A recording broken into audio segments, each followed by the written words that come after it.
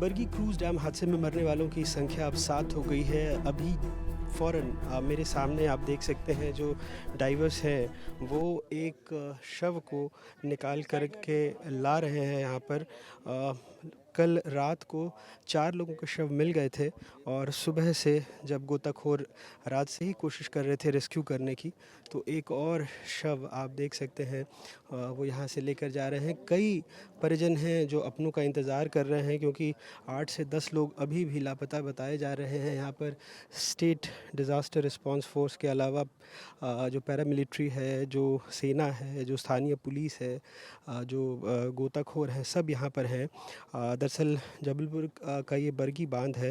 यहाँ 2006 से ये क्रूज़ चल रही थी। 60 लोगों की क्षमता है जिसमें 2 क्रू मेंबर और 29 पर्यटक शामिल थे। अब चूँकि 5 साल से कम के बच्चों का टिकट नहीं लगता है, तो इसलिए कुछ जो लोग लापता हैं उनकी तादाद को समझने में प्रशासन भी कोशिश कर रहा है कि सीसीटीवी और तमाम जो टिकट ख़रीदे गए थे उनके माध्यम से, मेरे कैमरा सहयोगी आपको दिखा रहे हैं किस तरह से डाइवर्स वहाँ से अभी भी फिर से पानी में जा रहे हैं। रात भर रेस्क्यू ऑपरेशन चला है। एसडीआरएफ, एनडीआरएफ के साथ सेना के जवान भी रेस्क्यू ऑपरेशन में जुटे रहे हैं। सारे प्रशासनिक अधिकारी मौके पर मौजूद रहे।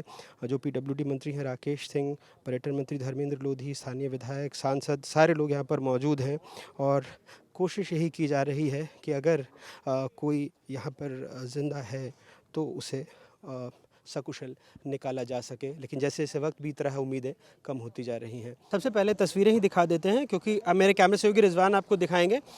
थोड़ा जूम करें तो आपको एक पोकलेन मशीन दिख रही होगी और दूर वहाँ पर आपको एक जो बोट का टुकड़ा है, जो क्रूज़ का टुकड़ा है, वो लगभग 2 से 5% ज़मीन के बाहर है, पानी के ऊपर है क्योंकि 2 मंजिला क्रूज़ था और पूरा हिस्सा उसका नीचे डूबा हुआ है। तो दरअसल ये पोकलेन मशीन और ये दिखाने के पीछे उद्देश्य ये था कि ये जो आप अभी जहाज़ का टुकड़ा देख रहे होंगे, क्रूज़ का टुकड़ा देख रहे होंगे, और ये जो पोकलेन मशीन है यहाँ पर, दरअसल इसके और उसके बीच में एक सड़क जैसी बनाने की कोशिश की जा रही है ताकि वहाँ से जाकर उसको खींच करके लाया जा सके। क्योंकि तमाम कोशिशें बार बार जो डाइवर्स वहाँ जा रहे हैं, फिर से एक बार मेरे अपने सहयोगी को कहूँगा कि पोकलेन मशीन के अलावा वो नाव आपको दिखाएं जहाँ पर कि वो जो गोताखोर हैं वो अंदर जाने की कोशिश कर रहे हैं, लेकिन अंदर दरअसल पानी बहुत मटमैला गंदा हो चुका है।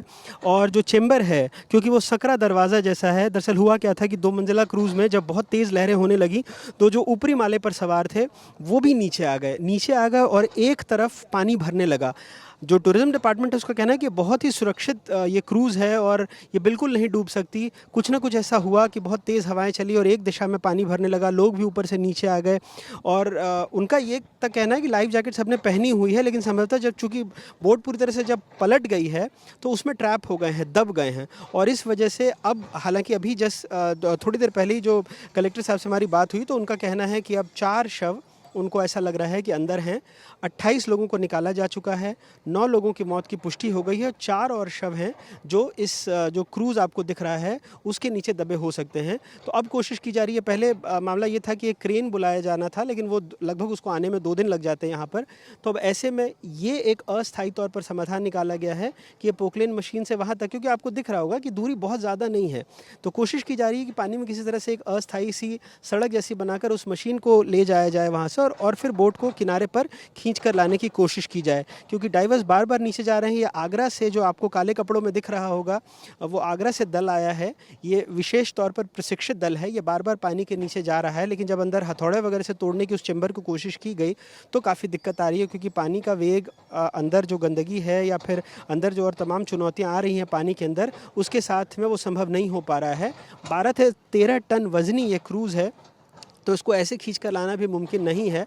इसीलिए वो आप देख रहे होंगे वो बार बार वहाँ से एक सड़क बनाने की कोशिश की जा रही है अस्थायी तौर पर, जिससे वहाँ उस मशीन को ले जाया जा सके, क्रेन को ले जाया सके, पोकलेन मशीनों को ले जाया जा सके और उसको खींच कर और बाहर की तरफ लाया जा सके। और इस बीच में बार बार ये कहा जा रहा है कि 2 घंटे तक और ये रेस्क्यू का काम चल सकता है और उसके बाद इसको संभवतः घोषित कर दिया जाएगा कि ख़त्म हो गया है और उस क्रूज़ को किनारे पर लाने की कोशिश की जाएगी। तो ये तमाम यहाँ पर कोशिशें चल रही हैं। साक्षी कुछ देर पहले तक यहाँ पर वो परिजन थे जो अपनों को ढूंढने के लिए यहाँ पर खड़े थे, और उस बीच में एक बहुत ही हृदय विदारक दृश्य दिखा जिससे सबकी आंखें नम हो गई। एक माँ जो संभवतः आखिरी बार अपने बच्चे को गोद में ली हुई होंगी, जब उनका शव निकला तो सबकी आंखें यहाँ पर नम हो गई थी। ये आज इस हादसे की भयावहता की सबसे वो तस्वीर थी जो शायद बहुत दिनों तक सबके जहन में रहेगी जो यहाँ पर उस वक्त मौजूद थे। डेथ टोल और जो रेस्क्यू जो अंदर हैं उनकी कोई संख्या अब निश्चित पता लग पाई है? हाँ, मतलब डेथ डेथ का आपको बताया गया, 9 डेथ की संख्या है और अपने 28 जो हैं जीवित व्यक्ति हैं। और इसके अतिरिक्त तो बाकी अभी क्रूज जो है वो चूँकि मतलब टोटली ओवरटर्न है, तो अभी लगातार उसमें सर्चिंग चल रही है और जैसी स्थिति सामने आएगी आपको पता चलेगा। सर, ये क्रूज़ को क्या बाहर लाने की कोशिश की जा रही है? बाहर लाने की कोशिश कल शाम को को बाहर लाने की कोशिश की गई है, कल से हम लोग प्रयास कर रहे हैं इसको बाहर लाने का। इसमें समस्या ये थी कि क्रूज़ का वज़न जो है लगभग 12-13 टन का है और पानी भी भरा हुआ है उसमें, और उसकी वजह से जो अपना क्रेन है और क्रूज़ की कोस्ट से दूरी काफ़ी है, तो क्रेन का आर्म वहाँ तक पहुँच नहीं रहा है। तो हम लोग आप देख रहे होंगे काफ़ी डिस्टेंस ज़्यादा थी, इसको मैनुअली पहले खींचने का प्रयास किया गया, तो उससे मतलब 8-10 मीटर मैनुअली ये खींचने से काफ़ी सारा प्रयास किया गया, तो उससे हुआ था।